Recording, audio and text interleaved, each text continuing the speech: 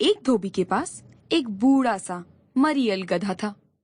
गधा रोज सवेरे मैले कपड़ों की गठरी लेकर घाट जाता और शाम को धुले कपड़ों को लादकर घर ले आता था। रात होने पर उसे घूमने की छुट्टी मिल जाती थी। एक बार घूमते फिरते उसकी भेंट एक गीदड़ से हुई। दोनों दोस्त बन गए। अब दोनों भोजन की तलाश में साथ साथ घूमने लगे। इसी तरह घूमते फिरते वे एक पके खीरों के खेत में जा पहुंचे और पेट भरकर खीरे खाए।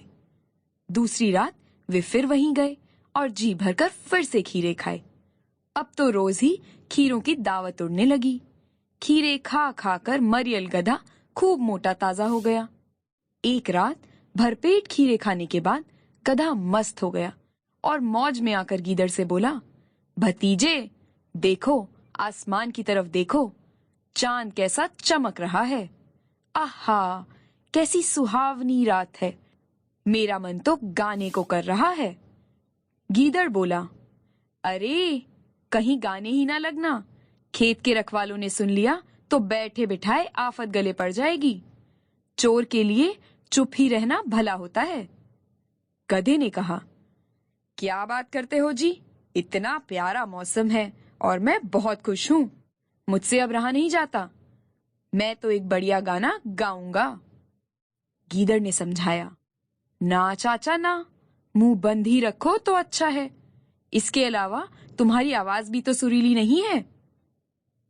तुम मुझसे जलते हो, गधा बोला। तुमको ना सुर का पता है ना ताल का।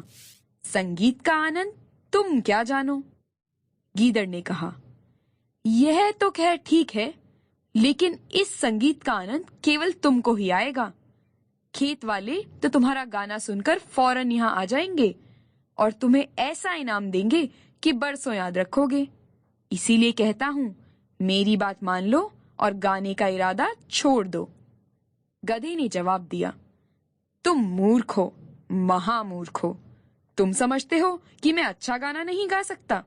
लो सुनो, मेरा गला मीठा है या नहीं। कहकर गधे ने रेंकने के लिए मुंह ऊपर उठाया। गीदड़ ने उसे रोकते हुए कहा, ठहरो चाचा, ठहरो। पहले मैं बाहर चला जाऊं, फिर तुम जो भी जी आए वो कर लेना। मैं बाहर ही तुम्हारा इंतजार करूंगा। गीदड़ के जाते ही गधे ने ऊंचे स्वर में अपना राग अलापना शुरू कर दिया। खेत के रखवालों ने जैसे ही गधे का रेंकना सुना, वैसे ही अपने अपने डंडे लेकर खेत की ओर दौड़े।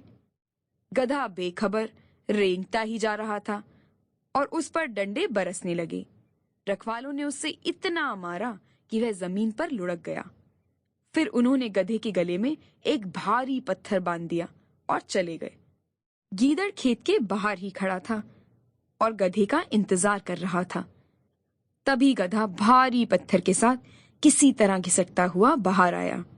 उसे देखते ही गीदड़ बोला, वाह चाचा, रखवालों ने तुम्हारे गाने पर इतना सुंदर इनाम दिया है।